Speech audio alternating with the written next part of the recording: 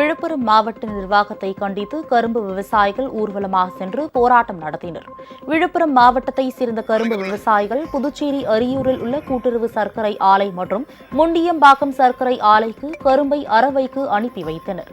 தற்போது புதுச்சேரி சர்க்கரை ஆலை மூடப்பட்டுள்ளதால் செங்கல்பட்டு மாவட்டத்தில் உள்ள படாலம் சர்க்கரை ஆலைக்கு கரும்புகளை கொண்டு செல்லுமாறு மாவட்ட நிர்வாகம் அறிவுறுத்தியுள்ளது. இதனால் கூடுதல் செலவு ஏற்படுவதாக விவசாயிகள் வேதனை தெரிவித்துள்ளனர்.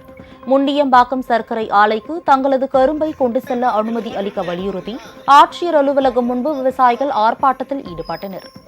இதை மாவட்ட ஆட்சியர் உடனடியாக தடை செய்ய வேண்டும் என கேட்டுக்கொண்டு, இதையும் மீறி இவர்கள் எங்கள் கரும்புகளை தடுத்தால் நாங்கள் சர்க்கரை துறை இயக்குநர் அலுவலகம் முன்பு போராட்டம் நடத்துவதை தவிர எங்களுக்கு வேறு வழி இல்லை. ஆகவே எங்கள் பகுதியை பொது பகுதியாக அறிவித்து விவசாயிகளுடைய வாழ்வாதாரத்தை காப்பாற்ற வேண்டுமே தவிர கரும்புகளை அபிவிருத்தி செய்ய வேண்டுமே தவிர இவர்கள் அழிப்பதற்கு உண்டான நோக்கங்களை எடுத்து செல்கிறார்கள்.